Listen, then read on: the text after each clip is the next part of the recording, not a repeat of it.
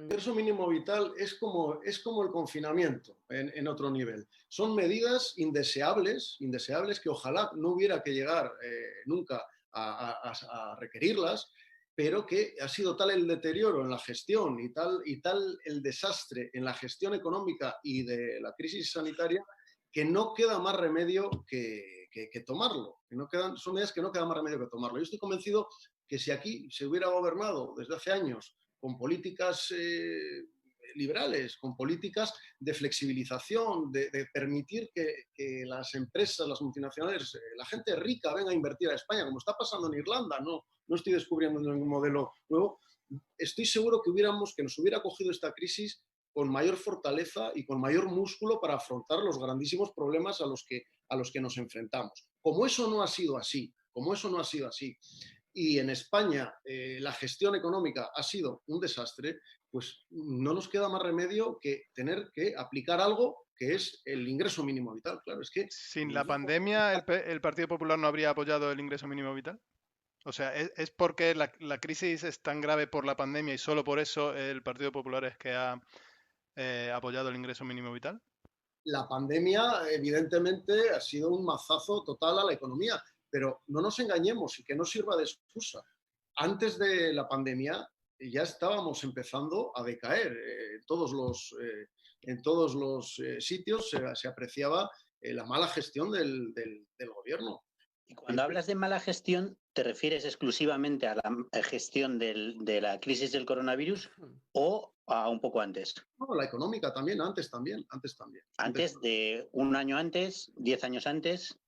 No, pues desde que tenemos este cambio de gobierno, hay que decirlo, con el gobierno de Mariano Rajoy, que a mí me hubiera gustado que hubiera sido más liberal. Yo estoy convencido que hubiéramos salido antes de la crisis si se hubiera aplicado una política de una presión fiscal menor, más baja, etcétera, y dejar funcionar a las empresas y a las familias Pero es cierto que las políticas de Rajoy, pues empezó España a remontar en términos de riqueza, en términos de trabajo. Pero Alejandro, ¿no parece haber un poco de autocrítica? Yo te comprendo perfectamente lo que dices y desde un prisma liberal comprendo las políticas de bajada de impuestos, las trickle-down economics de apoyar a los grandes capitales, que eso va a revertir en la población, lo comprendo como base económica. No la comparto, pero la comprendo. Pero parece que no hay autocrítica en el sentido de que las políticas del PP también han generado niveles de desigualdad muy elevados, han generado unos índices de pobreza infantil que han crecido durante los gobiernos en los que ha gobernado el PP. Creo que a veces también desde la política se tiene que hacer autocrítica, que no hay una fórmula mágica y el neoliberalismo puede tener cosas positivas, pero ciertamente sí que es un precursor de la inestabilidad laboral, de la precariedad laboral y de más diferencia social. Yo lo del tema de la pobreza infantil es un mantra que tiene en ciertos sectores, que se ha repetido hasta la saciedad. Y bueno, yo todavía no he visto un dato cierto que me asegure esa cuestión. Aquí siempre es como el tema socialismo, capitalismo. Decía Churchill que el capitalismo produce, que el socialismo produce, es el reparto, perdón, que el capitalismo es el reparto desigual de la riqueza. Y puede ser que el capitalismo sea el reparto desigual de la riqueza. Pero decía que el socialismo es el reparto equitativo de la miseria. Entonces, está muy bien lo de repetir los mantras de la pobreza infantil, pero luego no hay más que comparar comunidades. Podemos comparar Cataluña y podemos comparar Madrid. ¿Qué políticas? ¿Y la precariedad laboral, Alejandro? Pero es que la precariedad laboral es el signo de los tiempos. Es que eso de entrar a trabajar en un banco con 18 años y jubilarte con 65 y encima te regalaban un reloj cuando cumplían los 25 años y te daban la cesta de Navidad, eso desgraciadamente ya no lo vamos a vivir. ¿Y no crees que ese signo de los tiempos tiene que ver con unas políticas liberales? No. Vamos a ver. Aquí se ha introducido de desmantelamiento de derechos laborales, sobre todo. Pero vamos que a ver. De verdad que puede generar empleo, pero también no podemos negar su impacto negativo en la falta de seguridad que necesitan a veces los trabajadores. ¿Y qué seguridad hay ahora cuando ha gobernado el Partido Socialista? A unos niveles de paro altísimo. Evidentemente, claro que a mí me gustaría que los trabajos... Pero, Alejandro, no te equivoques, el que criticamos las políticas del PP no quiere decir que no las critiquemos del Partido Socialista, que a mi entender son también muy liberales. Y creo que, de hecho, la última reforma laboral de Rajoy simplemente profundizó la reforma laboral de Zapatero, que iban en la misma dirección. O sea, creo que realmente se han practicado políticas liberales desde un bando y de otro, que creo que han tenido consecuencias negativas en cuanto a los derechos de los trabajadores, en cuanto a precariedad, en cuanto a pobreza infantil, pero no creo que sea una cuestión de un partido o de otro, creo que ambos han ido superándose el uno al otro. A mí me encantaría que los puestos de trabajo fueran para toda la vida, fijos, con unas garantías y una seguridad y muy bien pagados, por supuesto que me encantaría, pero en el mundo global que vivimos hoy en día eso es absolutamente imposible. La mejor política social es la creación y la generación de empleo. Esa es la mejor política social. Y cuando hay empleo, sobra todo lo demás, sobra todo lo demás.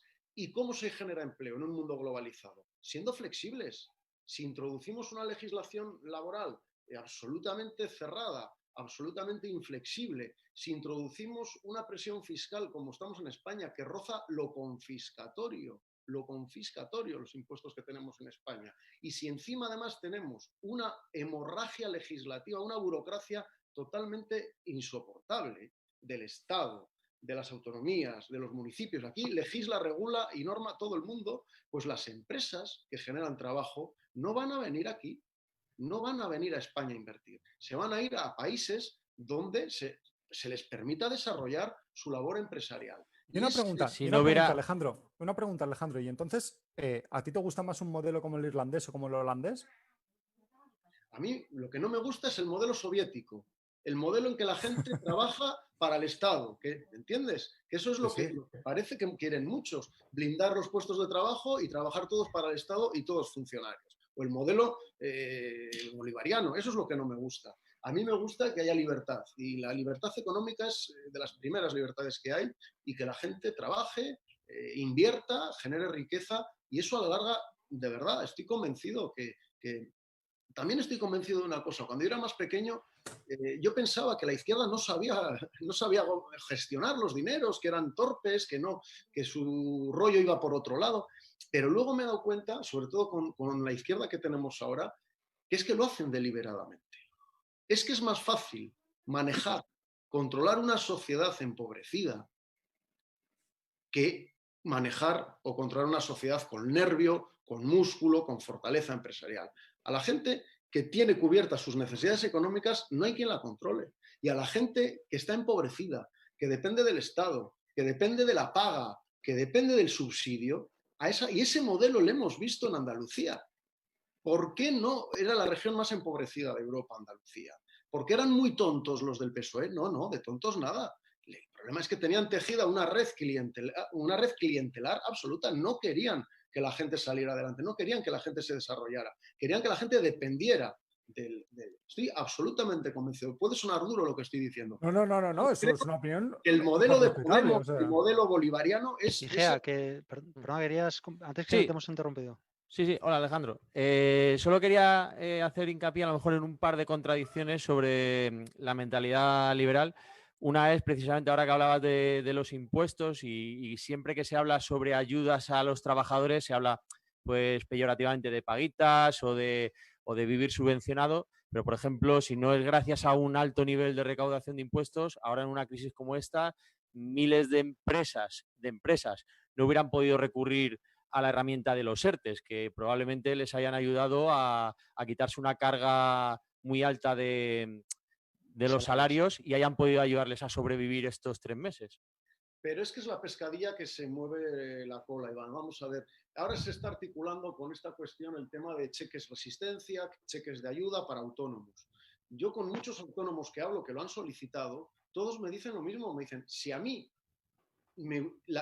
si la presión fiscal que tenemos y cada 3 meses que tenemos que hacer la declaración del IVA, del IRPF, si la presión fiscal fuera menor, yo tendría más dinero en mi bolsillo y yo no necesitaría ahora ningún cheque resistencia.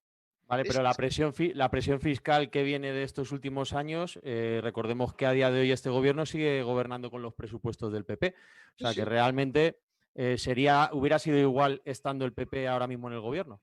Yo he criticado eso, yo he criticado esas políticas y lo he dicho hace un momento, que me hubiera gustado que mi partido hubiera gobernado con un toque más liberal y que no hubiera habido tanta presión fiscal. Lo cierto es que doctores tiene la Iglesia.